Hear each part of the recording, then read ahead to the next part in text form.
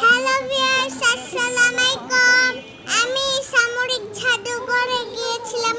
Plane ছিল, helicopter ছিল, অনেক কিছু ছিল। দেখতে ভালো লাগছে, দেখতে অনেক ভালো লাগছে, কিন্তু ঢুকতে পারি নাই।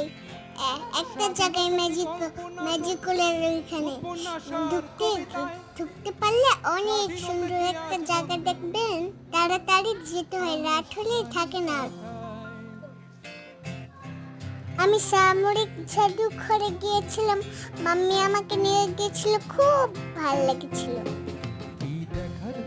লাইক এন্ড সাবস্ক্রাইব করে দিও বন্ধুরা, ভিডিওটা ভালো লাগলে। Tata, bye bye. 30 বছর পরেও আমি স্বাধীনতাটাকে খুঁজছি।